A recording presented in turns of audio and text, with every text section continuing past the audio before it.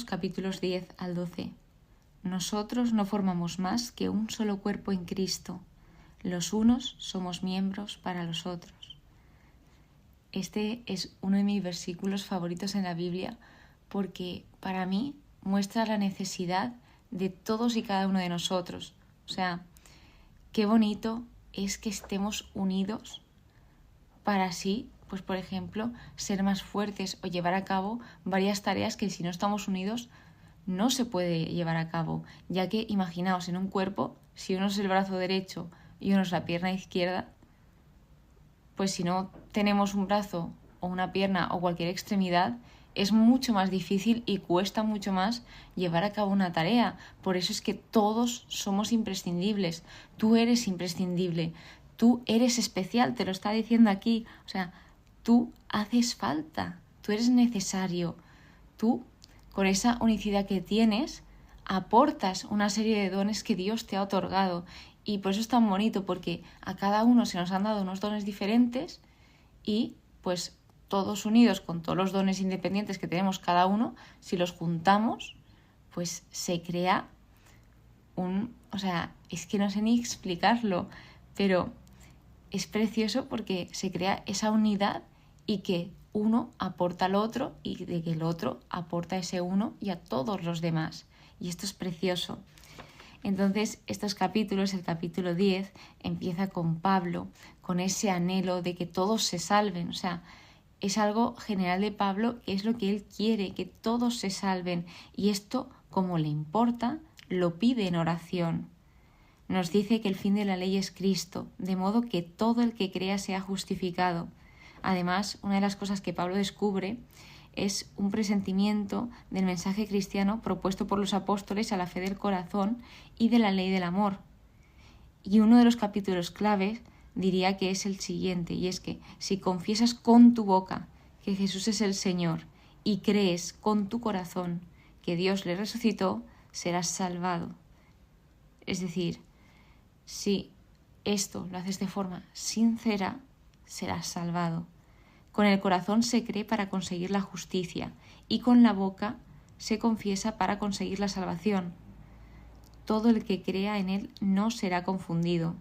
O sea, porque al final Dios lo que nos viene a revelar es la verdad. O sea, Jesús llega y dice la verdad y se ve cómo es justo y cómo él pues quita la venda de los ojos de muchas personas. O sea, si os acordáis, en los evangelios se ve cómo se sanan a muchos ciegos. Pero es que ya no vamos al plano físico, sino también pensad en el plano espiritual. Hay mucha gente ciega espiritualmente y esto pues sigue pasando, incluso nos puede pasar a nosotros, los mismos cristianos. O sea, esto pues tenemos que seguir rezando para pues que podamos vivir en la verdad. Que esto, Cristo y el Señor, si nos dejamos, nos enseñan la realidad. Porque muchas veces no queremos escuchar la realidad, que nos cuesta escuchar la verdad. Entonces, Pablo nos dice que no hay distinción, que uno mismo es el Señor de todos. Todo el que invoque el nombre del Señor se salvará. Y da unas preguntas, una reflexión como por ejemplo, ¿pero cómo van a invocar a aquel en quien no han creído? ¿Cómo creerán en aquel de quien no han oído hablar? ¿Cómo van a oír sin que se les predique? ¿Y cómo van a predicar si no son enviados? Y esto, pues, se ve como todo fue profetizado y no nos debe de extrañar. ¿El qué? Pues lo siguiente. Y pregunto yo, ¿será que no han oído? Claro que han oído. Así que vemos como el rechazo se pone a la luz ofrecida por Cristo por medio de la predicación. Nosotros podemos aceptar esa luz o rechazar esa luz. ¿Por qué? Porque nosotros somos libres de elegir y también tenemos una responsabilidad en nuestras decisiones. O sea, algo que viene en el estudio es que todas las enseñanzas de Pablo acerca de las elecciones de Dios y su derecho de elección soberano no ha disminuido la responsabilidad del hombre, porque nosotros somos responsables de lo que hacemos. Entonces, pues nosotros podemos elegir si hacer una cosa o hacer otra. Que Dios nos dio la libertad desde el primer momento. Y ya, pues depende de cada elección, pues todo tiene consecuencias.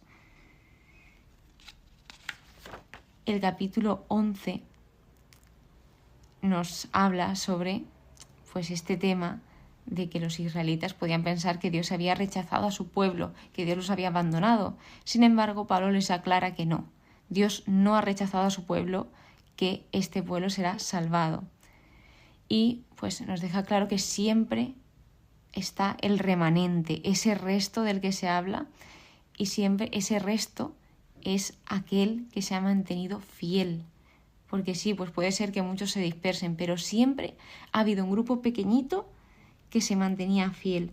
Y esto es muy bonito porque pensamos que la iglesia tiene que ser súper numerosa y tiene que ser enorme para que llegue a muchas personas, pero si os dais cuenta, Dios siempre, generalmente, se sirve de grupos pequeños para llegar a mucha gente. Fijaos en Jesús.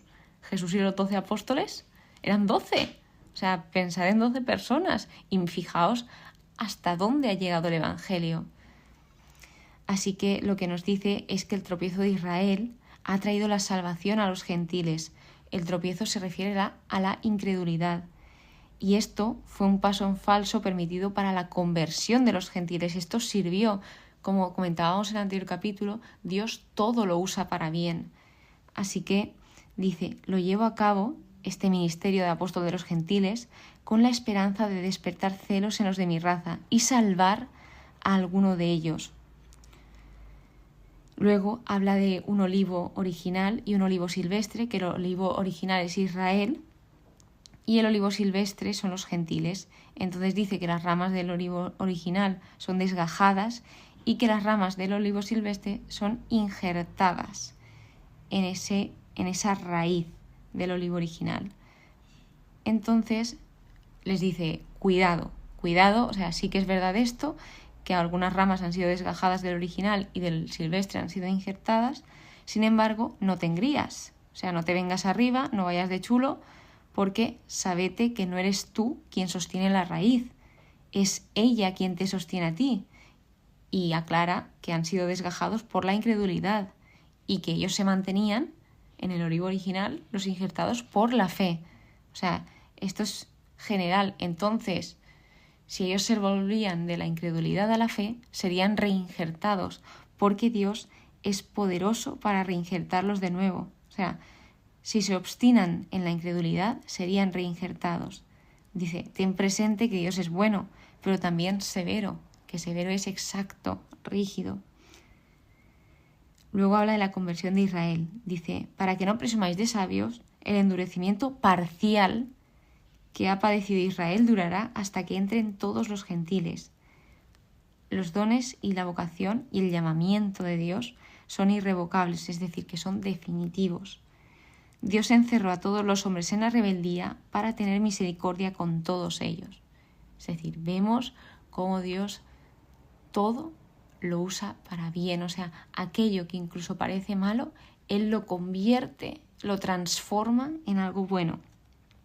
Y el himno conclusivo es precioso porque, bueno, aquí hay un versículo que también es muy famoso, que es cuán insondables son sus designios e inescrutables todos sus caminos. O sea, nunca llegaremos a comprender la inmensidad de Dios y nunca llegaremos a saber, pues, todo aquello que Dios sabe. O sea, inescrutable es algo que no se puede saber ni averiguar. Y así es Dios, o sea, Dios es infinito, Dios es inmenso. Sí podemos comprender una pequeñita parte, pero nunca toda la inmensidad que Dios tiene. Y algo que decía el estudio es que cuando entendemos algo de la grandeza de Dios, le adoramos con más pasión, como estaba haciendo aquí Pablo. Porque todas las cosas provienen de Él y son por Él y para Él. Por último, el capítulo 12 habla de la respuesta de los creyentes, habla del culto espiritual, que aquí está haciendo un llamamiento a la transformación interior. Entonces hace una exhortación a ofrecerse a ellos mismos como sacrificio vivo, santo y agradable a Dios. Y una exhortación lo que hace es animar a las personas a practicar aquello que han aprendido. Entonces les dice, no os acomodéis a la forma de pensar del mundo, porque esto es lo más fácil, sino transformaos, o sea, habla de una renovación de mente, para que podáis distinguir cuál es la voluntad de Dios. O sea, es decir, pon el enfoque en la palabra de Dios y en una relación con Él para averiguar, para discernir cuál es la voluntad de Dios, que es lo bueno, lo agradable, lo perfecto. Y habla de la forma de pensar, y es que hoy en día la forma de pensar que más destaca es la vida de sentimientos, o sea, vivir conforme a los sentimientos. No, es que yo siento esto, pues hago esto. No es que yo siento lo otro, pues hago lo otro. O sea, cuidado, esto es muy, pero que muy peligroso, porque los sentimientos, varían muchísimo.